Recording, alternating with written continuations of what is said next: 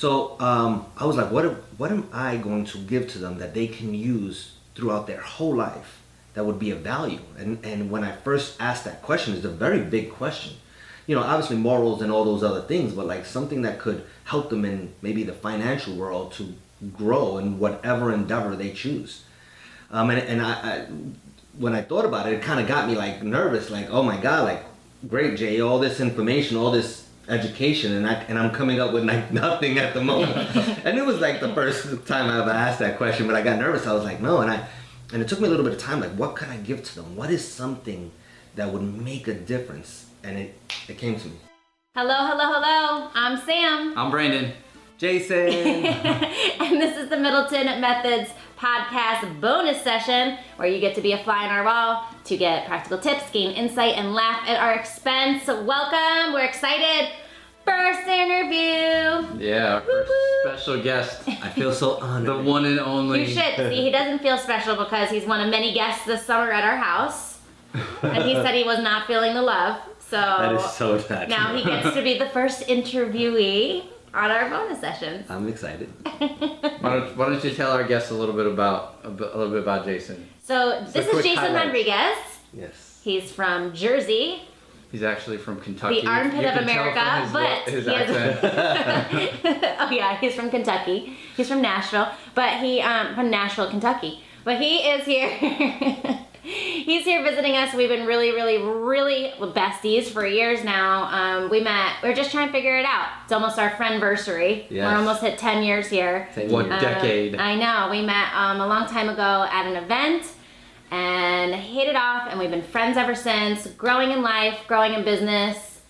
We're fam, right? Yeah. Fellow Absolutely. entrepreneur, real Yep. estate investor, Yep. speaker. Are you an author too? Yeah. Yeah. See. And author. So we got a couple topics that we're gonna bring to our audience this week.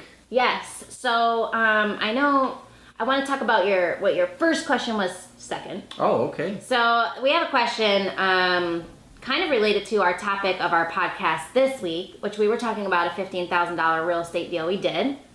With And- no money out of our pocket. No money out of our pocket. But what's really fun and unique about Jason is he's been a real estate investor for years and years and years How as well. many deals have you done? I've done over 700, and I've been investing for 19 years. 19. I can't believe it's 19 years. It flew by, that's for sure. I think we have podcast listeners that are like just turned 19. So I would that's actually, crazy. real quick, before you get into the question, I'd like you to tell your quick FedEx story. Because we were just in FedEx yesterday, and I Yeah. thought that was Oh. cool. Like, Let's get Jason, to know Jason Rodriguez. just Yeah, real quick, so put yeah, this in context. I had started, I was a FedEx courier for about 8 years, and I had watched a late night infomercial. And I kept on looking at the infomercial thinking in my head, like, wow, that's so cool. Like, they buy houses, no money down. And then I was like, well, that's perfect because I don't have any money. I'm in that no money situation because I don't have any money, so I need to buy with no money. And I remember the guy on TV at the time, that was Carlton Sheets. And I kept on looking at it and was like, these guys on TV could do it. Like, these are just regular people just like me. I'm a FedEx courier. One of them was like worked at a lumber place, and I'm like, that's as kind of FedExy as I am. And another guy worked in a big box store, and I'm like, well, I work at FedEx. That sounds about the same to me. And they were doing deals, and I remember when they made the offer, and it was like $200, and in my bank account, I vividly remember that I had $213 in my bank account, and I was like, wow. You know, they said if it doesn't work, you get your money back. It was like a 90-day type of thing. I said, I'll give it a shot. And nothing to lose. Yeah, I have nothing to lose. So I called up, and 3 weeks later, I bought my first house. 6 weeks later, I bought my second house. And I just kind of was rolling from there. And people always ask me, what was the secret? I think behind there was, I just did exactly what they told me to do, and nothing more, nothing less. I was kind of very robotic and did exactly what they said to do, and then made it happen. And I had to definitely go out of my comfort zone to try to make things happen. And you know, sure enough, one deal led to 10 to 20, 20 to 40, 40 to 80, 80 to 100, 100 to 2, 2 to 3, 3 to 4, 4 to 5, 6 to 7. That was an interesting point you just pointed out, was that you just did did what they told you to do. You didn't go out and try to reinvent the wheel. There was already, the roadmap was there, and all you had to do was go follow it. And that's what we've been saying on our podcast, is just how easy, like real estate, anybody can literally do real estate. It is not, it's not rocket science. Yeah.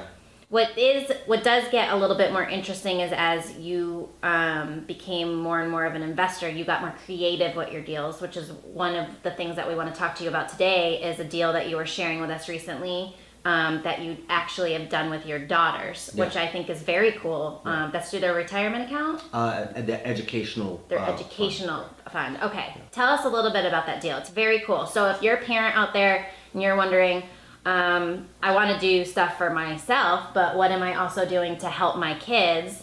I don't have the extra money to put away into savings for my kids' college funds, but I want to make sure that they have the money when they want to go to college to be able to help them afford that.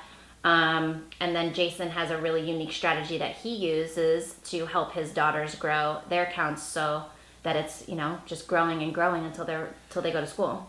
Yeah, I think I take How old are the ladies? Ladies, I love ladies. I Yeah, I know. call That's them my their ladies. nickname. So Madison is now 10 and Isabella is 14. So I think I take it a step back before that. I'm a family guy, so that's important to me. Toys and all the other big house and all that's great and cool and fun, but the family is very important to me. Mm-hmm.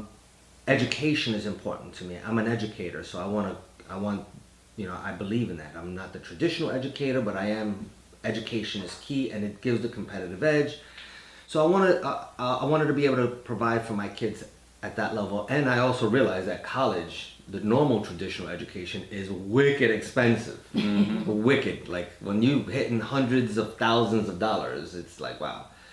And the other thing is, I figured I didn't really want to pay for it out of working and saving. And After tax dollars. Yeah, the tax dollars, and working hourly. If I didn't have to, now I could respect if that's the avenue you have to do. Got it.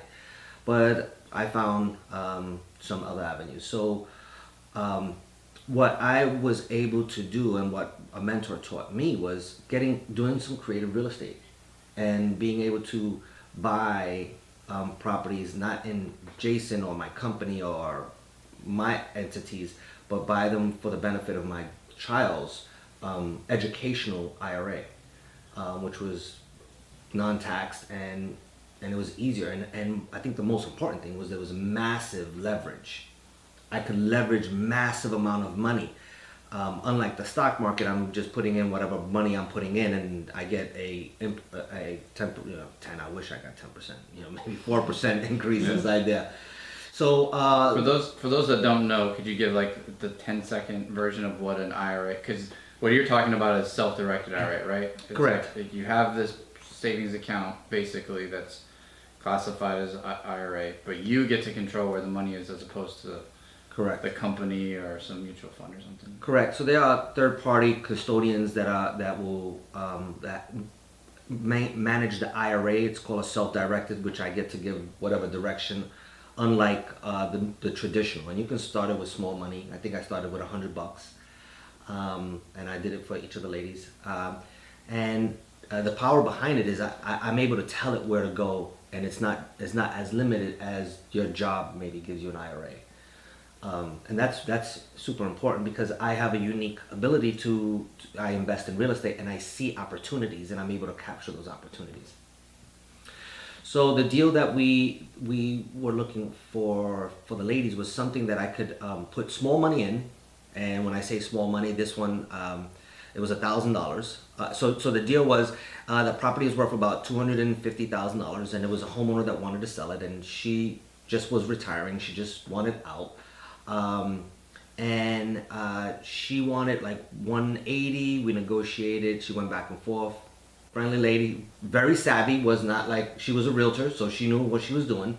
She just kind of wanted out. She was retiring, she wanted out, and she wanted we settled at $135 for the property, and I just, instead of asking that I would pay all cash, I says, could we do terms?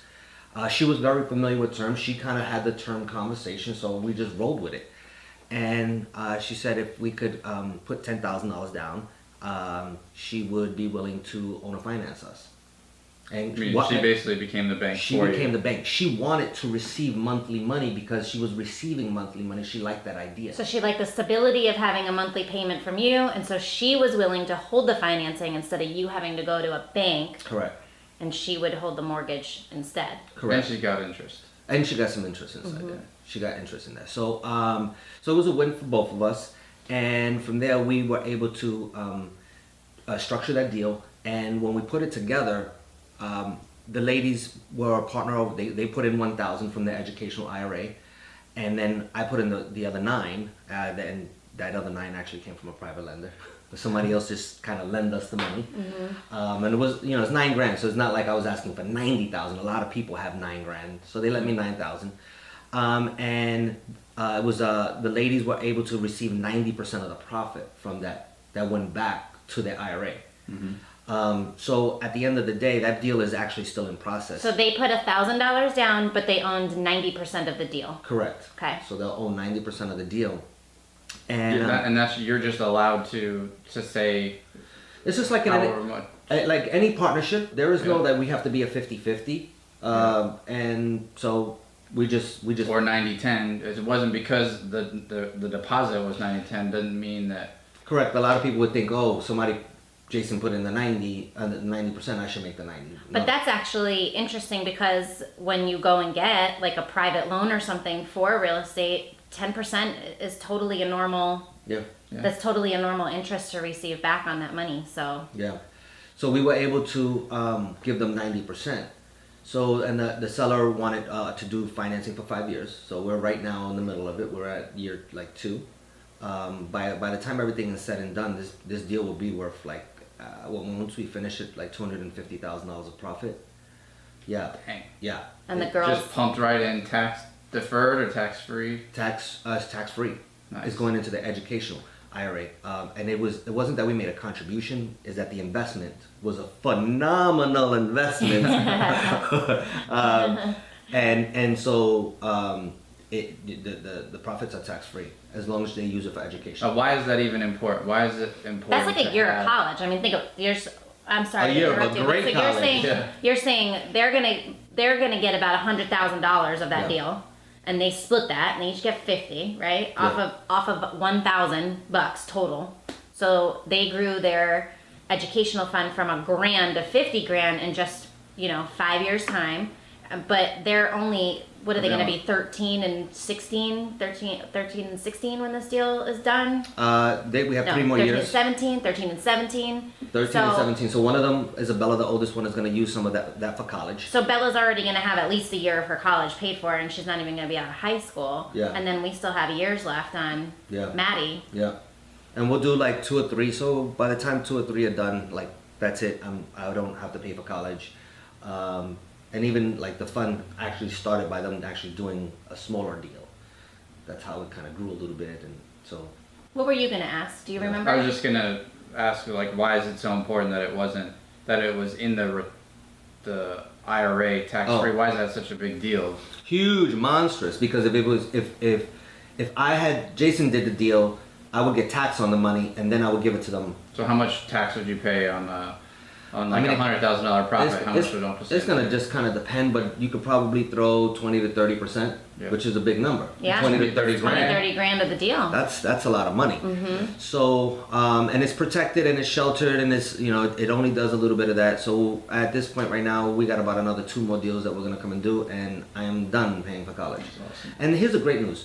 So they're still gonna be able to get like grants and like other types of maybe a scholarship. So we're still going down that avenue because I think that's the right avenue. I want them to push hard. I want them to expand their thinking. I don't want them to think, hey, daddy just got money and you're gonna have money like that, so don't worry about it and you're taking the easy street. No, Right, that is not how it's gonna go down. And if there's anything left over inside there, we could get creative with and roll that into maybe their retirement. Because I will be my next step is once they graduate and do all that, I'm gonna build out another one for their retirement fund. So kind of daddy's little gift kiss. If I can do a deal to give you $100,000 when you are 10 years old into your Roth and let that compound for 50, 60 years. Yeah. You know, that's probably be 10, 20 million bucks. But shh, don't tell them that I'm doing that. They don't know. So about that's that. actually what I was about to ask you. Are they involved in this process, or do they have no clue? Like, are you doing this just for them, or are they learning in the process about the real estate? Great question. So, I've been an investor for longer than they've been alive. so they know what Daddy does. So Daddy buys houses. Daddy flips houses. So they come to properties with me. They inspect properties with me. They will do a full inspection on the exterior and interior. Isabella's actually working with me this year on social media. But what I have learned is that I don't expect that they will be a real estate investor. But they do see the lifestyle that it does provide. They do see how we are able to impact others. They see how we're able to give to more charities and more contributions than probably the average, just because this resource and this vehicle kind of pays well. So this is why I love real estate. It is so leveraged. Like we told the story about her retirement account once, how we basically put in a very little amount, and in one deal we're able to just pump 25 grand into her account. Because my account we have been able to, because I was on the company for longer, so we were able to do some things with my account, which it's all one, right? But we have this other IRA that we want to build up as fast as possible. And what else can you risk so little, leverage so little to turn into so much outside of real estate? I mean, there's almost nothing. Yeah, absolutely. And Very high risk stocks. Right. Stock opportunities. Yeah, and not even that. No, I don't even think that stocks could compare to it. Even high risk, because if you put $1,000 into a high risk, what's the odds of you making in it? It's got to It'd be like hit. It's investing got to in a hit like penny the lottery. Yeah, it's got to be it's the unicorn, right? If you hit the unicorn, then you're good. Maybe this penny stock. Well, you're right. Maybe. Right. And like with us, Less than we an hour. see that what the value of the property is today, and we're able to buy it at the discount today. Right. With that unicorn stock, you don't see what is today. You buying what it is today. That's a really awesome point. Yeah. So that's where it's at, and it's, you got to educate yourself. So that's why I'm honored to be here with you, and I know that you are big about education, and we were just talking about your library and your stuff, and I come to the house and I see all that stuff, and I'm like, ooh, I'm in the lab, because I know what goes on in here. So thank you for being awesome and helping other people and contributing. Thank you. You started as like big brother mentor for us, right? And then we developed into a very deep and awesome close friendship. So, and we still, look up to you in tons of ways and admire you so much. We love you to pieces, and we feel honored that you're here doing this with us. He took a whole extra day away from his family just to spend an extra day to come and give you guys some value and tips. And that's a big deal. That's a big deal, people. For family people, that's a big deal. Yeah. There was another question that you were talking about the ladies as well, and that was kind of a unique story, but I think I was a little lost on it and need Jay to come in and help. Yeah, no, I like. Help. It's like you were trying to relay the story, and I was like, I don't know what he means. I don't know what he's talking about. Yeah, so I want to move on to a similar topic. We're talking about the kids, and you and I had a conversation. I don't know, probably about a month ago or so. Because one thing I think from like the first time I met you that I respected about you is that you are a family man, right? You've accomplished many things in business, even 10 years ago when we first met.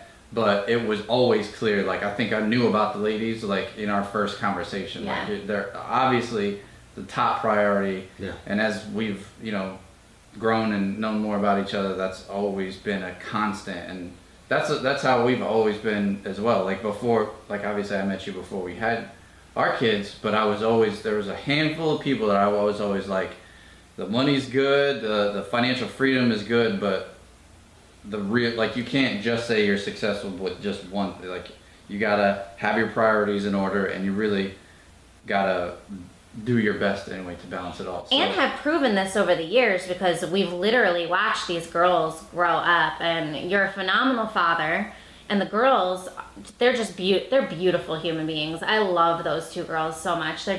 They're really special. So I gotta take a second and give a shout out to my wife, June. I love you, baby. And then Anthony, my stepson. So yeah, that's all of us.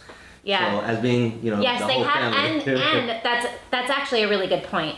It was no disrespect to June. We love you to pieces. We love you, June. baby. But and through the course of you pouring into your children, you did get married along the way and made a really sweet transition to put your wife first, which as a blended family can be really challenging. Yeah. And that is even another question that we didn't even think of asking you that might be really, because we have a challenge talking about blended families because we haven't done it, but you did it really, really well with June. I mean, you guys took you had kids with other people, you brought yourselves together, you are a very tight family unit, Yeah. but you still put marriage above, which Yeah. for a lot of people can be challenging. When they had their children first, they have this natural need or desire to put their children first, but we're huge advocates on husband and wife and why it's so important Yeah. to put the marriage first, and you guys you have done it. Like, you've Yeah. done it very well. Yeah, and there's no fantasy. Like, you got to just work on it and just have your priorities. And I always remember the story, and it was like, God said put your wife first, and everyone will follow that. Mm-hmm. And I call my ladies for a reason, because they're not little girls. They might be little girls, but I want the world to treat them like ladies. And it was going to start off by me, the leader, showing the world how I'm going to treat them, and it just fell in line. It's amazing how I will go to a place and everyone will have kids. There'll be a bunch of kids, and they'll go around the table with the adults at the table. How are your kids? And how are your kids? And how are your kids? And when they come to me, they say, how are your ladies? Mm-hmm. It's different. Like, so that's I'm proud of that, and my wife supports that, and she's phenomenal with them. We are a house of like happy love, which I am grateful for that, and it takes work. It's not magic. It's no magic pill like that. It's work. You work it in a happy way. Find out what's gonna please that other person. Be there. Respect them. Honor them. I love you, baby. Have fun. And just when the boogeyman comes in the house, we have a rule, and it's an open rule in the house. No monsters in the house, meaning that when the noise of the outside world is starting to come into the doors of our house, we literally stop and are like, no monsters. We say it out loud. No monster. That's a monster. Let him out. All right, pause. Stop. Yeah. Let him out. And I think that helps. I know that helps to realign us and be like, wait a second. We are the team. This is the family, and that's the devil hiding. I say it sometimes like that. That's the devil coming in. We let him in, or what? Or we putting swords out and chop his head off. Like, we're just not gonna. No, no monsters are allowed in the house. So that is one of the things that comes top of mind.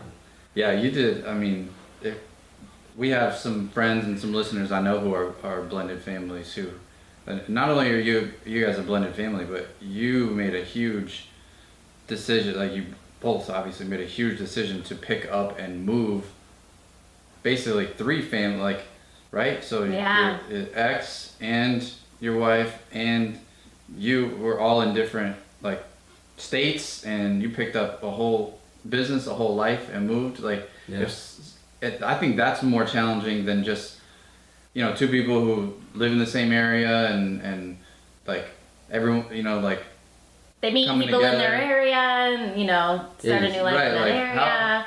If you had like one piece of advice or one thing that kind of helped, because watching from the sidelines, it seemed like there was like this short window, like a couple of weeks we were talking. Once you made the decision, it seemed like everything, and you got 3 adults and the kids and everything making such a big decision. It seemed to go so smoothly, and now how long you been up there? 5 years. 5 years. It seemed to go so smoothly. I guess. I'm sure it had its bumps and stuff, but Compared to how it could have gone. yeah, it could have been a whole ugly picture. Yeah. So you got the icing on the cake with the cherry on top and put a little sprinkles on there. Like, the best of the best scenario. It couldn't have gone any better, really. Yeah, like as you say this right now, like the thing that comes to my mind, like, I don't know, it was God. He just was like, yo, this road is gonna open, and This is the way it's supposed to go. that's it. It's crazy. And you put in Crazy. the And work. then you guys came to the house and helped me when I was like, all right, I'm going. Like, I'm leaving in 2 weeks. Can you please come help me? I have no time to do anything with all my furniture. And even that, like, so, like, just the things it was meant to be, and things just happened. I had a great support system around me. And, my wife, June, she was there, and she's a planner, so that helped. Yeah. We didn't freak out. We just kind of was like, all right, how are we going to do this step by step? And yeah, it did happen fast, and it was really fast, because the kids were going to school like immediately, and this school started in 3 weeks, so things had to happen pretty fast. And yeah, to move a company, at that time it was actually 2 companies, and to move that, and the good news about that, it was houses, so it was, I can buy houses anywhere. Yeah. Yeah. So that was good. It's kind of like having our marketing business, right? For years, you're like, well, now that we have an actual company, and we're not just playing around in marketing, like we can live anywhere and do it. It's the same with real estate. Yeah, and we had a pretty decent plan when all this was happening. It was, we didn't go crazy and just everybody try to do their own thing. It was like, all right, so here's the plan. Like, this is the plan. All right. Like, did all the adults get together at once, or like? No, not quite. Those didn't get together. Jason was kind of the middleman. Yes, I was definitely the middleman. And Is this good? Is this good? But you know Okay, what? let's go. At the end of the day, my concern was just making sure that the ladies were kind of sheltered and ran into a smooth transition. So that was like the thing that I needed to come and take care of. And then at that, then for me to move a house and all of that, that's just basic logistics. I mean, Right. we do houses. We're adults. We moving truck, a moving team, and friends, and so that happened. And but the transition actually was pretty. Now that you think about Now it. that I think about it, you know how all projects are. Once it's all done, it was like, that wasn't so bad. In the middle of it, I'm like, what is going on? But it was pretty good. It was great, actually. And, So, continuing on talking about family, we were having this conversation a few weeks ago about, In the house. you've got obviously your children are older than ours, so obviously I wanted to ask you kind of for advice, and we're talking about, like our kids, we're looking at the picture, the kids are flying first class, they live in, they're living a totally different lifestyle than we did. And this is a nice house. Very nice. Are the kids, do you want to like guide them to be entrepreneurs? Do you want them to kind of find their own way? Like, how do you balance all that stuff? And you shared a story with me about just like one lesson that you taught them that that they'll hold on to. Whichever path they go, that lesson will serve them tremendously. And so I just wondered if you would kind of share that, because it definitely rang in my mind for a while. Definitely. So when I think about this, so I've done a lot of educating myself in real estate and personal development, and just kind of get to know myself better, and it made a big difference for me. Yeah. So the real estate was just a vehicle and a tool, but to understand myself was a whole different animal. And so I learned a lot of great things. And I laugh because I was saying, like, what are some of the things that I'm going to teach my ladies? I didn't expect them to be a real estate investor. I get that was my gig, and I enjoy it, and I didn't expect that for them, and nor did I want that. I take that back. I do want them to, but I don't expect them to. So I was like, what am I going to give to them that they can use throughout their whole life that would be of value? And when I first asked that question, it's a very big question. Obviously morals and all those other things, but like something that could help them in maybe the financial world to grow in whatever endeavor they choose. And I when I thought about it, it kind of got me like nervous, like, oh my God, like, great, Jay, all this information, all this education, and I'm coming up with like nothing at the moment. And it was like the first time I ever asked that question, but I got nervous. I was like, no, and it took me a little bit of time, like, what can I give to them? What is something that would make a difference? And it came to me. Create massive value for others. If you create massive value for others in life, you will get. It's just So tell me, you were giving me examples of the French fry guy. Oh, so I told them this story. So as I realized it for myself, I was excited, but I needed to kind of think of how I told my daughters that story. Right, That would like be massive value, Dad. Okay, got it. exactly, You know, right? Exactly. All right, Dad. I'm Thanks. gonna write that down. And And so we have open conversations in the house. So it's we have just kind of different open conversations than probably other families. You talk to them like they're adults, or like you just On these types of things, for share? sure. Yeah, we share. Like they ask, they see we're kind of a little bit different, so they ask questions, and they're at the age of asking questions. That they intellectually understand what's going on, so we answer them. So yeah, smart people say that. I'm gonna take that with me. Start telling the kids that all the time. Rich in love. Yeah. So then the other part of creating massive value is I thought about I had to give them an example, and we were like by McDonald's. I was like, well, it says.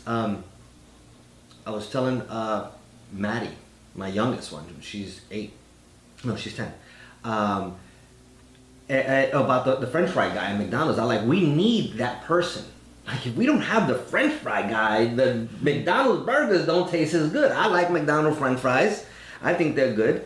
But his value of what he does as a job correlates to his pay. Right. So they're not going to pay him $1,000 to make French fries. It is whatever that pay is, $10 or whatever it is. Even if he's a really nice guy, Yep. and a great brother and friend, and He's only getting that. charitable, and it doesn't matter. Doesn't matter. There's value for that.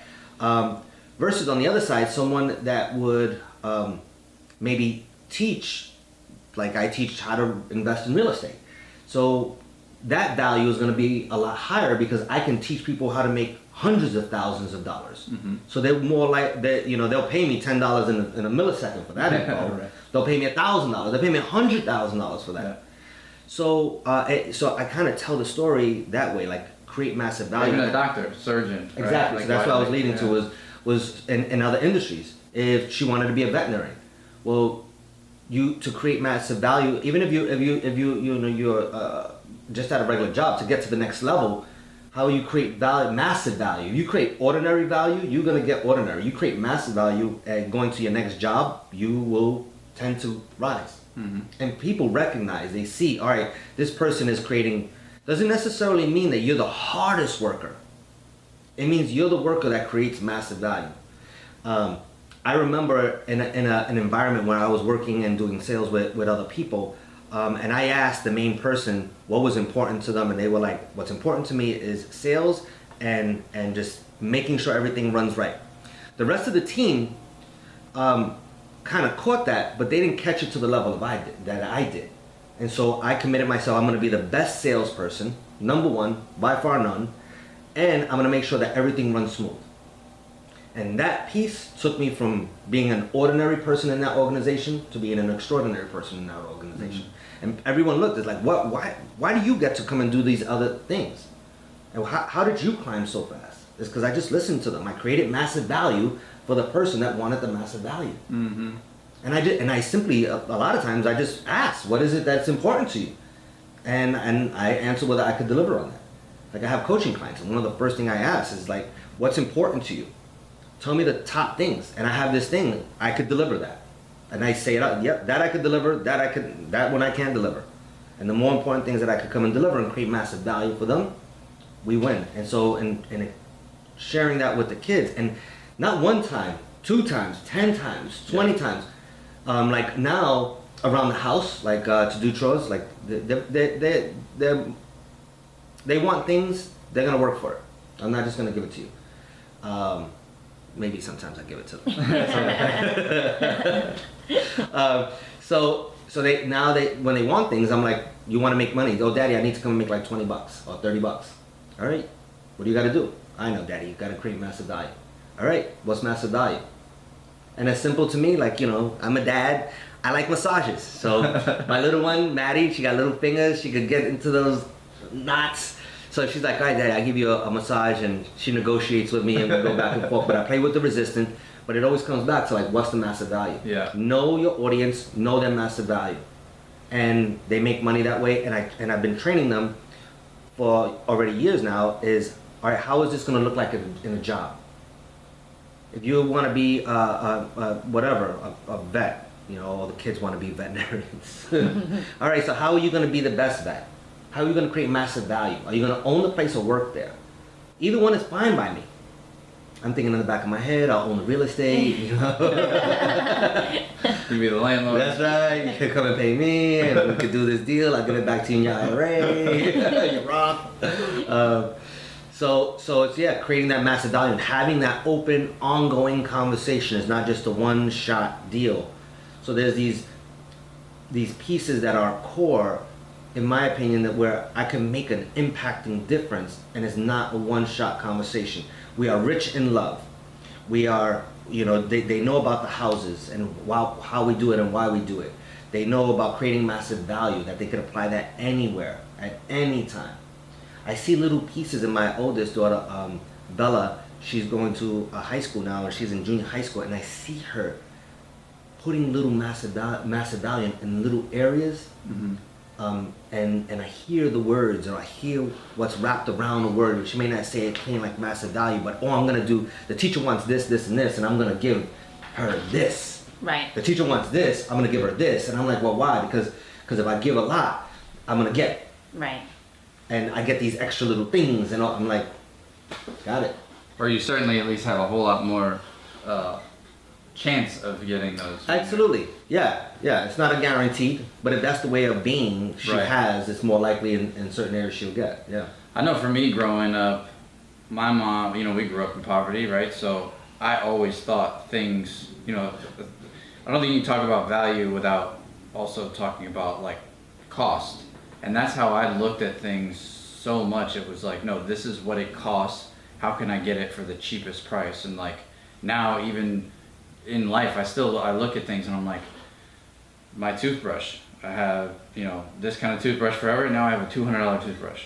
And I'm thinking, who in their right mind would pay $200 for a toothbrush? It's a toothbrush, right? My but toothbrush works really well. It's a different value that's brought to that. It's, you know, why would you go to Ruby Tuesdays and get a steak versus, you know, going and paying $50 for a steak at some other place? Yeah. They add a different kind of value. Yep. And I know for me, a trap was like, no, it costs this, and like, who has it the cheapest? And that held me back so long, because it'd be like, all right, this person wants to add value and this person wants to add value. Who am I going to hire, or which thing am I going to buy? Oh, I got to buy the one that's the cheapest. Like, no one's going to get over on me. Meanwhile, the one that was charging more, they just knew their value, and they knew that they were going to give me more. And when that shift happened, not only did it make me a better consumer, because I was looking for more value, but as we started in our business, I started to realize, no, I never want to be the cheapest. I want to be adding the most value and be a premium. You can't lose. Which is very interesting, because I definitely have the same exact belief inside that. I am not the cheapest. Mm-hmm. No. But I will deliver the best and highest. Well, because by being the cheapest, you're saying you're not valuable. You're not as valuable, right? Part of it is that, but also the cheapest may not be able to give you all the things that the other one would give. Right. I think of like cars. Some of the cheap cars, they don't have all the safety features as the other ones. Right. So if you came and you said, "Okay, mom, you're a mom. All right, hey, I'm gonna sell you the cheapest car. It doesn't have all the all the great braking and airbags and all this. It doesn't have all that, but it's cheaper." Or you could put your kids in a safer car that has all of the safety features, like the car literally will stop itself to prevent an accident. Mm-hmm. All this, so it's like, all right, you know what? Which one do I want? Well, if you're going for cheap, well, great, you take that one. If you want the one that's the best, you're gonna take this one. So, my business. And isn't that the way it is when people are moving into being like an entrepreneur? Oh, and absolutely. Stuff? Like, you don't really want to go necessarily the cheap route. Don't you want to go It doesn't mean that you have to go the expensive route. Does not necessarily mean the most quality route. Like, you have to do your research. Yeah, for sure. But 10 times out of 10, the good people do charge, because they are going to they're going to deliver a quality product. And a lot of the time, people will gain success quicker with the right coaches and mentors than just trying to go the cheap way, right? That was my secret. Then people ask me, how did you get to do so many deals and still have lifestyle and still travel and all this? And my shortcut was my mentors. Yeah, they had already done it. Yeah, They had already done it. Why would I even try to reinvent the wheel? in my head, to be honest, I heard people saying I'm not that smart to do it, and I was like, you know what? I like that saying. I'm not that smart to come and build out a whole system where, you know, I did 3 houses and this guy did like 1,700 houses, and I'm gonna try to outdo his system. Yeah. How about this? How about I go make $1 million and just follow his way, make my first $1 million, and then I go from there. Right. Was my inner story. I mean, there might be a first deal or first 100,000 or first million or whatever. Yeah. Yeah. Cool. Yeah, we raised our prices after, like, literally the first time that lesson sunk in. I was like, we technically raised our prices and don't have to even change what we get, because we were already adding massive value, but we thought it was all more about cost and not, you know, and being competitive in price, and we changed that. And of course, once you add more value, you charge more. There's the whole supply and demand, like, then more people want to use your product or use your services, and you constantly have to, like, the price rises, and therefore you have more resources to add more value, and it's a perfect system. But yeah, I hope we can get that into the kids. We will. Early on. We'll be watching this interview back for years to come. Like, They'll be like, what "That's not what did Jay say? What did Jay say in our house? Let's just go watch the interview again." Yeah. Cool. Thank you so much. Yeah. Thank you for adding massive value to our listeners. To our listeners, and our viewers. you guys should have really appreciated that. It was awesome information. We'll make sure to put Jay's links in the bio, so you can go like him on Facebook, follow him on Instagram. Cool. We'll leave his cell phone number so you can call him anytime. I'm just kidding. I'm like, wait. I'll jot down his You can address have so you can go drive by and say hi to him and his family. Check out my stuff. It's cool. I live a fun life, I think. It's fun to me. You're a fun guy. You are a fun guy. I like fun. Do you have anything in closing, Jay, for our listeners or anything? Yes, I do. I would say, you know, one of the at core is like believe in yourself. Like, you're gonna have to take some risks. Believe in yourself. Find talent. You know, you find talented people that can help you move forward. Take massive action. Oh yeah. Take massive action. Create massive value. Little value? Medium value? No. Massive value. Reach for the stars. Love your family. Live a happy life. Identify what happy is to you and move forward inside there. Have fun. That's what I would say. He's gonna keep going down the list. No, that's it. I'm good. All right. Today I'm gonna have fun. All right, thanks, Jay.